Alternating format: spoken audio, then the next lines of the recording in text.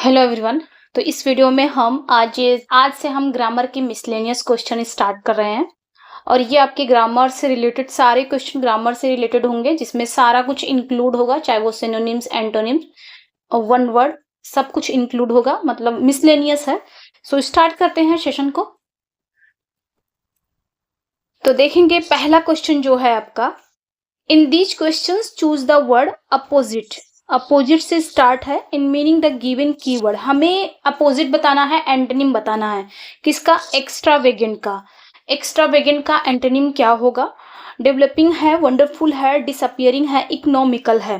तो बताना है यहाँ पे एक्स्ट्रावेगेंट का आपका क्या होगा, अपोजिट क्या होगा। सबसे पहले जान लेंगे एक्स्ट्रावेगेंट का मतलब क्या होता है। एक्स्ट्रावेगेंट मतलब खर्चीला, जो अधिक खर्च करता हो, जिसे आप स्पेंड, जिसकी सिनोनिम्स है स्पेंड थ्रिफ्ट भी। इसे आप स्पेंड थ्रिफ्ट भी बोल सकते हो, स्पेंड थ्रिफ्ट। ठीक है, स्पेंड थ्रिफ्ट भी है, प्रॉफिलिगेट भी है, बहुत सारे मीनिंग है। प्रॉफिलिगेट भी है, जिसका मतलब होता है बहुत अधिक खर्च करना, यानी कि फिजूल खर्च। ठीक है, अनथ्रिफ्टी भी है, अनथ्रिफ्टी। ठीक है, अनथ्रिफ्टी भी है, ये सारा याद रखना। थ्रिफ्टलेस, तो ये तो हो गया इसका सिनोनिम्स। हमें बताना है इसका एंटोनिम, यानी कि अपोजिट। तो यहाँ पे जो राइट आंसर हो जाएगा वो आपका करेक्ट हो जाएगा। डेवलपिंग तो होगा नहीं, ये तो विकास से रिलेटेड है। वंडरफुल मतलब आश्चर्य होता है, डिसअपियरिंग भी नहीं होगा। यहाँ पे जो राइट आंसर हो जाएगा वो आपका करेक्ट हो जाएगा। 4 इकोनॉमिकल। इकोनॉमिकल मतलब होता है किफायती, बचत।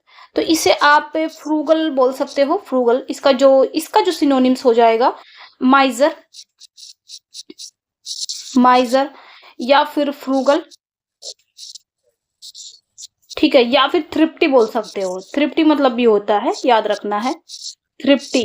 इसे आप थ्रिफ्टी भी बोल सकते हो। एक मिनट, इसकी मीनिंग थोड़ा सा, इसे आप थ्रिफ्टी बोल सकते हो। ओके, तो यहाँ पे जो राइट आंसर हो जाएगा वो आपका 4th करेक्ट हो जाएगा। नेक्स्ट क्वेश्चन पे आते हैं। स्कोर करते रहिएगा कितना आपने स्कोर किया है। पहले इजी से मॉडरेट, मॉडरेट से देन टफ की तरफ जाएंगे। तो हम ग्रामर का क्वेश्चन आज, मतलब बहुत दिनों के बाद मैं मिसलेनियस क्वेश्चन लेके आई हूँ, तो थोड़ा इजी भी मिल जाएगा। नेक्स्ट क्वेश्चन पे आते हैं। नेक्स्ट जो आपका मीनिंग है एक्सटेसी। अगली जो मीनिंग है एक्सटेसी। एक्सटेसी मतलब क्या होता है? इसका मतलब होता है परमा आनंद। परमा आनंद, आनंद से रिलेटेड है। ठीक है, एक्सटेसी आनंद से रिलेटेड है। ये भी आपके ऑप्शन में रैप्चर है, एक्सोल्टेशन है, ऑयली है, माइजरी है। तो इसका अपोजिट हमें बताना है। तो एक्सटेसी मतलब होता है परमा आनंद। इसे आप जील, इंथुजियाज्म, बहुत सारी इसकी मीनिंग है, बोल सकते हो। रैप्चर भी बोल सकते हो। रैप्चर मतलब भी जॉय होता है, आनंद होता है, इसका भी मतलब होता है। एक्सोल्टेशन मतलब होता है उमंग, ये भी इसी से रिलेटेड है, उमंग। तो कहीं ना कहीं ये भी इसी का सिनोनिम्स है। ऑयली होगा नहीं। यहाँ पे जो राइट आंसर हो जाएगा वो आपका माइजरी करेक्ट हो जाएगा। माइजरी, माइजरी मतलब होता है दुख, पेन, पेन होता है। माइजरी मतलब क्या होता है? Pain, suffering. ठीक है, तो यहाँ पे राइट आंसर आपका, इसका जो अपोजिट हो जाएगा वो आपका डी करेक्ट हो जाएगा। नेक्स्ट मीनिंग पे आते हैं, हाइब्रिड। हाइब्रिड मीन्स क्या होता है? आपके ऑप्शन में प्योर ब्रेड है, कंपोजिट है, फैमिलियर है, इग्नोरेंट है। तो हाइब्रिड मीन्स क्या होता है? हाइब्रिड मतलब होता है मिक्सचर, दो चीजों का मिक्सचर। ठीक है, इसे हम हिंदी में अगर बोलेंगे तो दोगला भी बोलते हैं, बास्टर्ड भी बोल सकते हैं। हाइब्रिड तो मिक्सचर है, मतलब दो चीजों का जो मिश्रण होता है, हाइब्रिड। तो आपके ऑप्शन में प्योर ब्रेड है, कंपोजिट है, फैमिलियर है, इग्नोरेंट मीन्स क्या होता है? अज्ञानता। फैमिलियर परिचित हो जाएगा आपका। कंपोजिट मीन्स क्या होता है? यूनाइटेड, किसी चीज का संयुक्त। ठीक है, संयुक्त। तो यहाँ पे आपका जो राइट आंसर हो जाएगा प्योर ब्रेड हो जाएगा। ठीक है, प्योर ब्रेड ये आपका करेक्ट हो जाएगा, जिसका ये भी हिंदी अगर देखें तो अच्छी नस्ल का प्योर ब्रेड हो जाता है। नेक्स्ट क्वेश्चन पे आएंगे, मेलाइन। अगली जो मीनिंग है आपकी, मेलाइन। मेलाइन मीन्स क्या होता है बताना है। डिस्पैरेज है, सिलेंडर है, प्रेज है, प्यूरिफाई। प्यूरिफाई तो शुद्धता से रिलेटेड है। प्रेज, सिलेंडर, यहाँ पे देखेंगे सिलेंडर, एक मिनट। सेलेंडर मीन्स क्या होता है? बदनामी, बदनामी, जिसे आप इनफेमी, ठीक है। प्यूरिफाई तो हो गया, डिस्पैरिस भी हो गया। यहाँ पे जो राइट आंसर हो जाएगा, पहले देखेंगे मलाइन मीन्स होता क्या है। मलाइन मतलब होता है दुष्ट, नुकसान पहुंचाने वाला, ठीक है, नुकसान पहुंचाने वाला, दुष्ट। तो इसका जो आपका अपोजिट हो जाएगा प्रेज हो जाएगा। यहाँ पे जो राइट आंसर हो जाएगा वो आपका करेक्ट हो जाएगा, प्रेज। नेक्स्ट क्वेश्चन पे आएंगे। नेक्स्ट जो मीनिंग है आपकी नॉमिनल, अगली जो मीनिंग है नॉमिनल। नॉमिनल आपके ऑप्शन में है स्टोइक, क्लियर, रियल या सॉलिड। नॉमिनल मतलब होता है नामात्र, बहुत ही आप इसे टोकन बोल सकते हो, मिनिमल बोल सकते हो। इसकी जो आपका सिनोनिम्स मीनिंग है मिनिमल, टोकन, ट्रिवियल, नामात्र, ठीक है। तो यहाँ पे आपके स्टोइक, स्टोइक मीन्स क्या होता है? इनडिफरेंट, केयर फ्री, केयरलेस, जो मतलब इनडिफरेंट हो, आप बोल सकते हो उसे। नेग्लिजेंट, स्टोइक मतलब जिससे कोई परवाह नहीं है, क्या हो रहा है उसको कुछ फर्क नहीं पड़ रहा है, तो आप यहाँ पे इसको बोल सकते हो। क्लियर पता ही है। रियल, सॉलिड, तो इसका जो अपोजिट हो जाएगा वो आपका रियल भी हो जाएगा। तो कहीं कहीं अगर आपको रियल मिल रहा है तो रियल पे जाएंगे, अगर आपके ऑप्शन में ह्यूज आ रहा है तो ह्यूज पे भी आप जा सकते हैं, वो भी आपका सही होगा, ठीक है। नेक्स्ट क्वेश्चन, नेक्स्ट मीनिंग पे आते हैं। यहाँ पे तो अपोजिट आपका फिनिश हो गया। अब यहां से हम नियरेस्ट मीनिंग देखेंगे।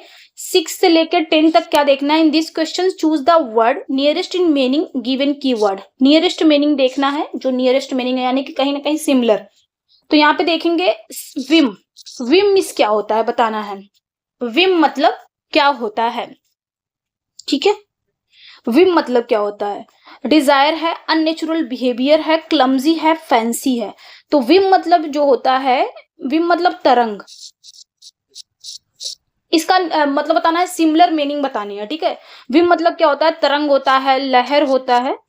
तो इसके आपका जो सिमिलर मीनिंग क्या हो जाएगी? डिजायर तो नहीं होगा, इच्छा होती है। अननेचुरल बिहेवियर नहीं होगा, क्लमजी भी नहीं होगा, क्लमजी मिस होता है अनाड़ी,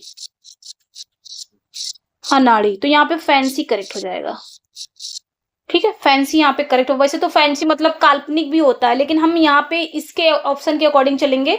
यहाँ पे फैंसी मतलब काल्पनिक भी होता है, फैंसी मतलब तरंग लहर भी होता है, तो ये उसी का नियरेस्ट मीनिंग है। नेक्स्ट क्वेश्चन पे आते हैं। अगला जो क्वेश्चन है फियास्को। फियास्को मिस क्या होता है? आपके ऑप्शन में स्ट्रेंथ है, सक्सेस है, फेल्योर है, होप है। फियास्को मतलब क्या होता है? तो फियास्को मतलब असफलता, फियास्को मतलब वैनिटी। ये सब मैं सिमिलर मीनिंग बता रही हूँ। फेल, हुडो, ठीक है, हुडो, हुडो, DOO। तो ये आपका सब क्या है? सिमिलर मीनिंग है। आपके ऑप्शन में स्ट्रेंथ है, स्ट्रेंथ तो होगा नहीं, मजबूत से रिलेटेड है, वो होगा नहीं। सक्सेस भी नहीं होगा, तो यहाँ पे जो नियरेस्ट मीनिंग है फेल्योर हो जाएगा। होप भी नहीं होगा। नेक्स्ट क्वेश्चन पे आएंगे। नेक्स्ट क्वेश्चन है आपका डेप्लीट। डेप्लीट मीन्स क्या होता है? इसका भी नियरेस्ट मीनिंग हमें बताना है। Take away, fill, make, greater या to exhaust. Deplete, deplete means क्या होता है? कोई चीज व्यय करना, एक्सपेंड करना, स्पेंड करना।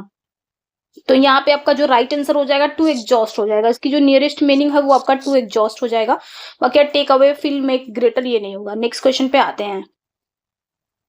नेक्स्ट क्वेश्चन पे आएंगे प्रोन। प्रोन मीन्स क्या होता है? प्रोन के बहुत सारी मीनिंग है। प्रोन मतलब इच्छुक भी होता है, प्रोन मतलब झुका हुआ भी होता है। अब वो कैसे झुका है? फेस मतलब सामने से ही झुका हुआ है, लेटा हुआ है। प्रोन के कई मतलब है, लेकिन हमको ऑप्शन के अकॉर्डिंग चलना है। तो यहाँ पे जो प्रोन हो जाएगा, यहाँ पे आपका लाइंग फेस डाउन, डिजीज या सुपाइन या इनएक्टिव। इनएक्टिव तो नहीं होगा, इनएक्टिव मतलब होता है निष्क्रिय। डिजीज, डिजीज मतलब क्या होता है? बीमारी। इसे आप बोल सकते हो एलमेंट्स,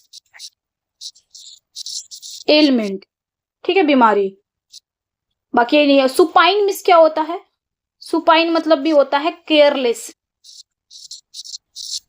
केयरलेस, केयर फ्री बोल सकते हो। नेग्लिजेंट जिसे आप बोलते हो, नेग्लिजेंट।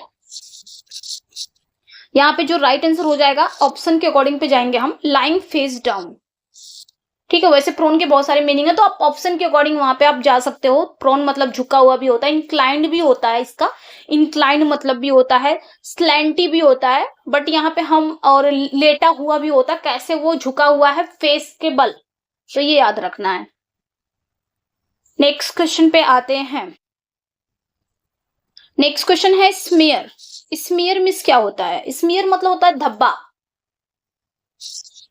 इसका भी हमको सिमिलर मीनिंग बताना है, धब्बा। मार्क अवॉइड क्वेरल इकोनॉमिकल, तो यहाँ पे स्मीयर मीन्स होता है धब्बा। आप इसे ब्लर बोल सकते हो, ब्लर, ब्लर, ब्लॉट, ब्लॉट भी बोल सकते हो आप इसे। पैच बोल सकते हो, पैच मतलब भी होता है धब्बा, ठीक है, पैच, स्कार, ये सारे इसके सिनोनिम्स हैं, ठीक है। यहाँ पे जो राइट आंसर हो जाएगा मार्क हो जाएगा। और क्या अवॉइड होगा नहीं, क्वेरल झगड़ा, इकोनॉमिकल तो किफायती होता है। नेक्स्ट क्वेश्चन पे आते हैं। अब यहाँ से आपका जो स्टार्ट हो गया है 11 से 15 आपने देखना है। Out of the given alternative choose the one word, one word की बात हो रही है यहाँ पे। तो यहाँ पे देखेंगे पहला जो वन वर्ड है आपका, टू मच ऑफिशियल इनफॉर्मेलिटी। पहला जो आपका वन वर्ड है टू मच ऑफिशियल इनफॉर्मेलिटी, आपके ऑप्शन में है डिले, ऑफिशियसनेस, फॉर्मेलिटी, रेड टैपीज में। तो यहाँ पे क्या कहा जाए कि बहुत अधिक आधिकारिक औपचारिकता। टू मच जहां पे ऑफिशियल फॉर्मेलिटी ज्यादा होती हो उसे क्या कहेंगे हम? डिले कहेंगे कि ऑफिशियसनेस कहेंगे, फॉर्मेलिटी कहेंगे, या रेड टैपीज में कहेंगे? सो राइट आंसर यहाँ पे आपका डी करेक्ट हो जाएगा, रेड टैपीज में कहेंगे। नेक्स्ट क्वेश्चन पे आते हैं। नेक्स्ट क्वेश्चन है आई स्पीच मेड विदाउट प्रिपरेशन। एक ऐसा भाषण देना जो बिना तैयारी का हो, बिना तैयारी का कोई भाषण देना, उसे हम क्या कहेंगे? Prepare debate. डिबेट मतलब होता है वाद विवाद। और एक्सटेम्पोर या फिर इलोक्वेशन, इलोक्वेशन मतलब होता है वाक्य पटुता। तो बिना तैयारी के कोई स्पीच देना हम क्या कहेंगे? तो एक्सटेम्पोर कहते हैं ना। नेक्स्ट क्वेश्चन पे आते हैं। नेक्स्ट क्वेश्चन है आपका a cure for all disease, मतलब सारी बीमारियों का एक इलाज।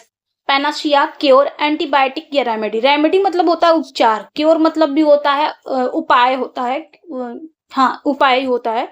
एंटीबायोटिक तो पता ही है। यहाँ पे क्या कह रहा है कि सारी बीमारियों का एक उपाय, एक इलाज। क्योर मतलब इलाज होता है, एक इलाज, तो उसे हम क्या बोलेंगे? पैनासिया। पैनासिया, जिसे हम हिंदी में रामबाण बोलेंगे, ठीक है, रामबाण बोलते हैं। ओके, नेक्स्ट पे आएंगे। नेक्स्ट क्वेश्चन पे आते हैं। One who lives among strangers, जो विचित्र के बीच में रहते हो उन्हें हम क्या बोलेंगे? रिक्लूज, एलियन, स्टोइक या रस्टिक। रस्टिक तो होगा नहीं, रस्टिक मतलब होता है देहाती। स्टोइक अभी मैंने बताया इनडिफरेंट। स्टोइक मींस क्या होता है? इनडिफरेंट, जिसे कुछ परवाह फिक्र नहीं है क्या हो रहा है क्या नहीं हो रहा, कुछ हमको परवाह नहीं है, उसे बोलते हैं इनडिफरेंट, इंटेलिजेंट।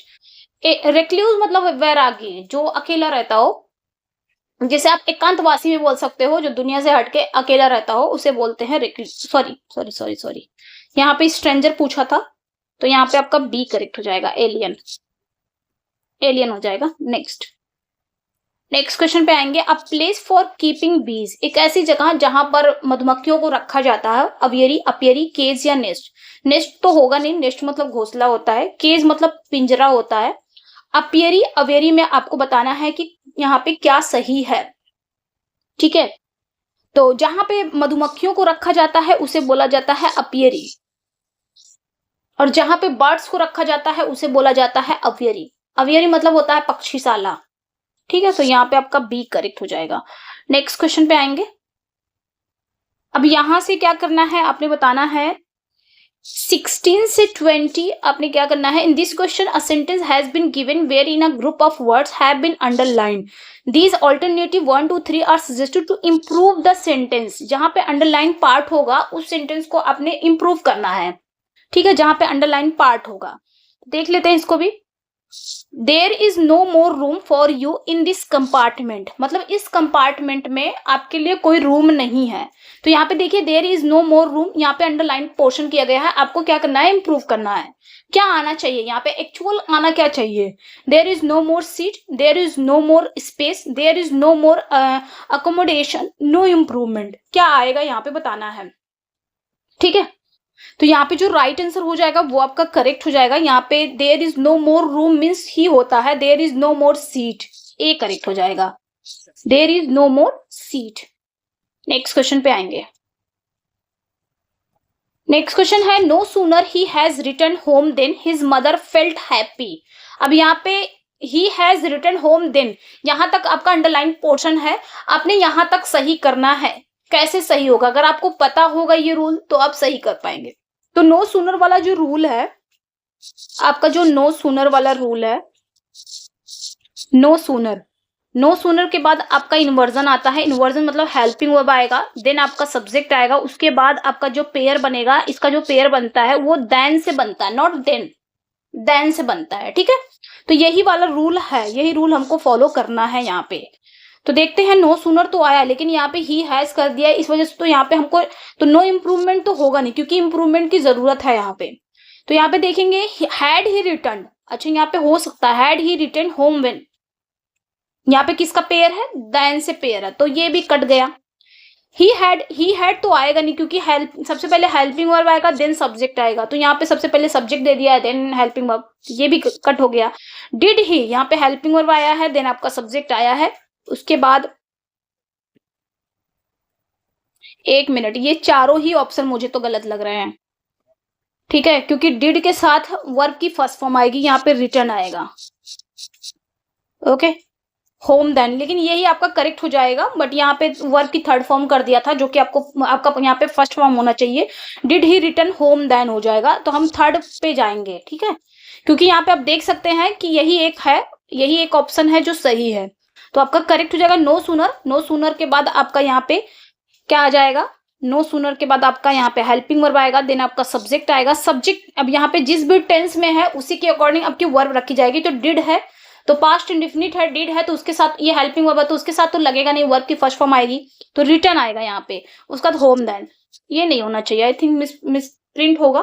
ठीक है, नेक्स्ट क्वेश्चन पे आएंगे। नेक्स्ट क्वेश्चन है will you lend me few rupees in this hour of need. तो यहाँ पे लेंड मी फ्यू रुपीज को ही आपने क्या करना है? इंप्रूव करना है। क्या ये इंप्रूव हो पाएगा? Will you lend me few rupees in this hour of need, मतलब मुझे उसको जरूरत है, इस समय उसको जरूरत है, तो क्या कुछ पैसे मिल सकते हैं? वो उधार मांग रहा है, ठीक है, क्या आप दे सकते हो? तो यहाँ पे कुछ पैसे की बात हो रही है। तो जो हम ये पढ़ते हैं फ्यू, फ्यू मतलब होता है नथिंग, नथिंग मतलब कुछ नहीं, ना के बराबर, फ्यू मतलब ना के बराबर। लेकिन वहीं पे अगर आप फ्यू बोलेंगे, आप फ्यू मतलब समथिंग, कुछ तो है। तो यहाँ पे जो पैसे मांग रहा है वो तो कुछ तो पैसे मांग रहा होगा, ऐसा तो है नहीं कि ना के बराबर पैसे मांग रहा होगा, तो ना के बराबर तो यहाँ पे होगा नहीं, तो यहाँ पे आपका ये पक्का रिप्लेस होगा। तो यहाँ पे लेंड मी एनी रुपीज तो नहीं होगा।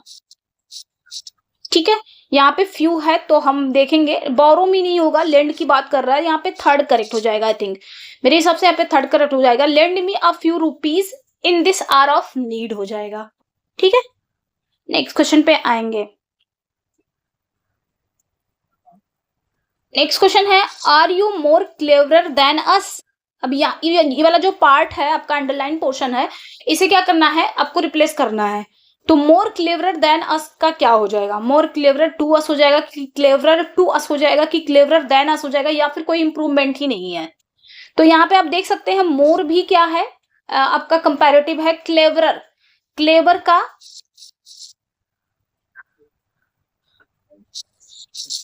क्लेवर आपका पॉजिटिव है, और क्लेवरर आपका सुपर, अरे सॉरी, कंपैरेटिव डिग्री है क्लेवरर, क्लेवरर आपका सुपरलेटिव डिग्री है, और क्लेवरेस्ट आपका क्या है? सॉरी, क्लेवरर आपका कंपैरेटिव डिग्री है और क्लेवरेस्ट आपका क्या है? सुपरलेटिव डिग्री है। तो यहाँ पे ये खुद ही है क्लेवरर, इसके लिए मोर लगाने की जरूरत नहीं है, और भी अधिक लगाने की जरूरत नहीं है। तो यहाँ पे जो राइट आंसर हो जाएगा वो आपका करेक्ट हो जाएगा, क्लेवरर देन अस हो जाएगा। ओके, यस, राइट आंसर यहाँ पे क्या हो जाएगा? क्लेवरर देन अस हो जाएगा। ओके,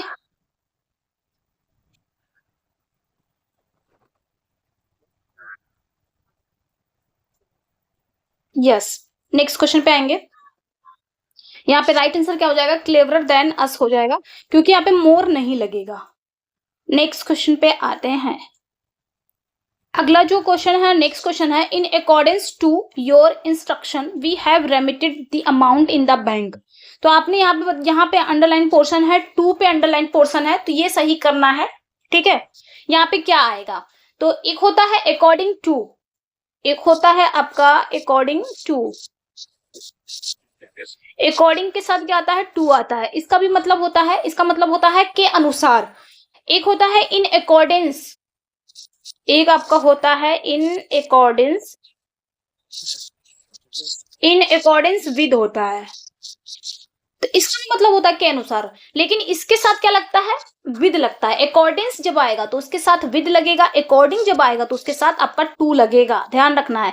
अकॉर्डिंग जब आएगा तो उसके साथ टू लगेगा, और अकॉर्डेंस जब आएगा तो उसके साथ विद लगेगा। यहाँ पे क्या आया है, अकॉर्डेंस आया है, तो टू नहीं आएगा, यहाँ पे आपका क्या हो जाएगा, विद करेक्ट हो जाएगा, तो यहाँ पे विद करेक्ट हो जाएगा। Okay, next one.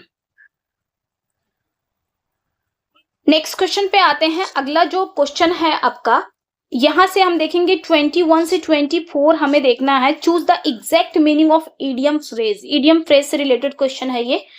तो यहाँ पे देखेंगे to bell the cat. To bell the cat means क्या होता है, टू बेल द कैट मतलब बिल्ली के गले में घंटी बांधना। तो इसका क्या मतलब होता है, बिल्ली के गले में घंटी बांधना।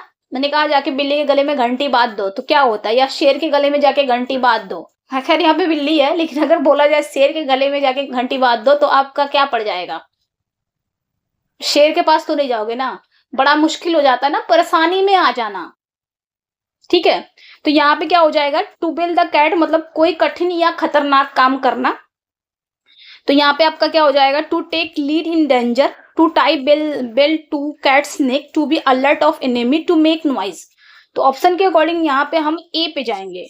To take lead in danger, खतरे में पड़ जाना या कोई खतरनाक या जोखिम भरा काम करना। टू बी रिस्की भी हो सकता है यहाँ पे, ठीक है।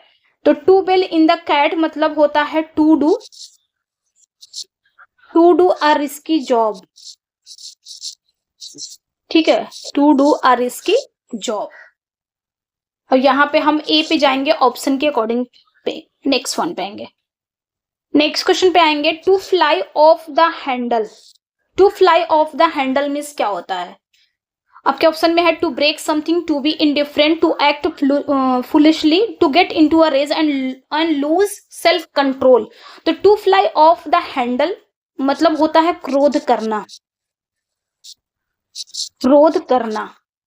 क्रोध करना होता है। तो यहाँ पे क्या हो जाएगा, टू गेट इनटू रेज यानी कि गुस्से में आ जाना, और इतना गुस्से में आ जाना कि अपना सेल्फ कंट्रोल ही नहीं है, अपना सेल्फ कंट्रोल खो देना, इतना गुस्से में आ जाना, ठीक है, याद रखना है। नेक्स्ट क्वेश्चन पे आएंगे। नेक्स्ट क्वेश्चन है fair and square. Fair and square means क्या होता है, फेयर एंड स्क्वायर मीन्स क्या होता है, आपके ऑप्शन में सक्सेसफुल, वर्दी, ऑनेस्ट। ऑनेस्ट मीन्स, ठीक है, क्या होता है fair and square, I think successful हो गया, वर्दी हो गया, ऑनेस्ट हो गया, यस ऑनेस्ट मीन्स। तो फेयर एंड स्क्वायर मतलब होता है साफ साफ कहना, कोई चीज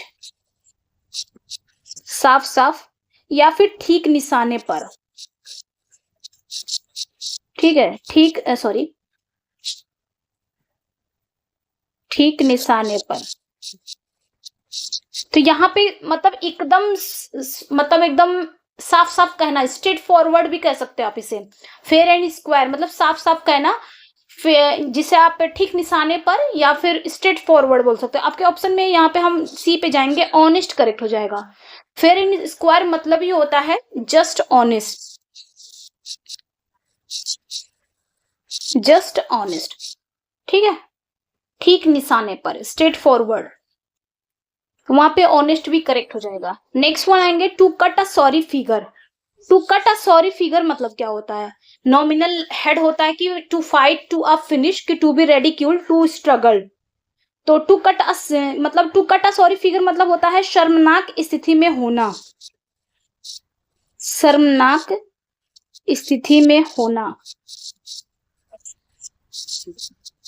ठीक है, यानी कि मूर्ख या दयनीय दिखाई देना। To cut a sorry figure मतलब होता है मूर्ख या दयनीय दिखाई देना, कोई शर्मनाक स्थिति में होना, मतलब कोई भी पर्सन कोई शर्मनाक स्थिति में हो जा रहा है तो उस समय वो बहुत ही मूर्ख और दयनीय अपने आप को दिखाता है। तो यहाँ पे आपका करेक्ट हो जाएगा टू बी रिडिक्यूल्ड हो जाएगा। ठीक है, याद रखना है, याद रखना है इसको। जैसे हम इसका मतलब क्या हो गया, to cut a sorry figures मतलब होता है टू पुट, एक minute, to put up poor मतलब अपने आप को बहुत ही दयनीय दिखाई देना, या फिर सो और to be ridiculed, to be ridiculed. ठीक है, याद रखना, अपने आप को बहुत दयनीय दिखाई देना या फिर मूर्ख दिखाई देना। नेक्स्ट क्वेश्चन पे आते हैं। नेक्स्ट क्वेश्चन है आपका flash and blood. Flash and blood means क्या होता है, human nature warning in life at the top speed. तो फ्लैश एंड ब्लड में तो होता मानव शरीर या मानव प्रकृति, मानव शरीर या मानव प्रकृति। तो यहाँ पे करेक्ट हो जाएगा ह्यूमन नेचर, करेक्ट हो जाएगा। नेक्स्ट क्वेश्चन पे आते हैं। अब यहाँ पे क्या करना है आपका 26 से 30 choose the most appropriate preposition को देखना है। ठीक है, एप्रोप्रिएट प्रेपोजिशन बतानी है 26 से 30 तक। तो यहाँ पे पहला क्वेश्चन है, मतलब प्रेपोजिशन का पहला क्वेश्चन है, अ गुड जज never groups dash the conclusion. बताना है यहाँ पे क्या होगा, टू आएगा, एट आएगा, ऑन आएगा या फिर फॉर आएगा, क्या आएगा। एक अच्छा जो जज होता है वो कंक्लूजन पर जल्दी पहुंच जाता है कि नहीं पहुंचता है, मतलब कंक्लूजन पर बिना जाने होने, बिना फैक्ट को जाने होने पहुंच जाता है, या फिर फैक्ट को पूरा थॉरली अच्छे से जान लेता है तब पहुंचता है, क्या होगा। तो ये इस टाइप के दो क्वेश्चन पूछे जाते हैं। ठीक है, एक मिनट चार्जिंग लगा दूं, मैं डाउन हो गया है।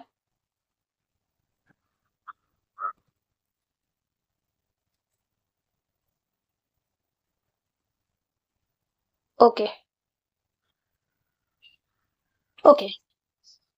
तो यहाँ पे देखें दो टाइप के ये क्वेश्चन पूछे जाते हैं आपके।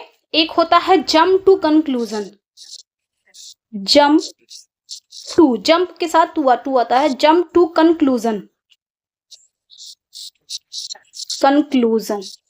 जंप टू कंक्लूजन मतलब क्या होता है, to make a hasty judgement, to make a hasty judgement without further information,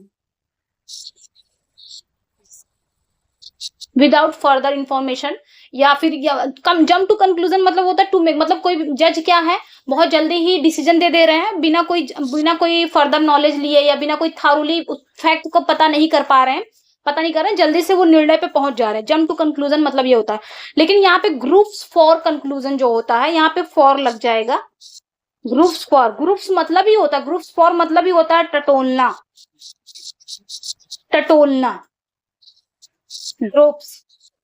groups नहीं है, ग्रुप्स फॉर मतलब ही होता है टटोलना। जब तक चीजों को अच्छे से टटोल न लिया जाए तब तक जज निर्णय पर नहीं आएगा।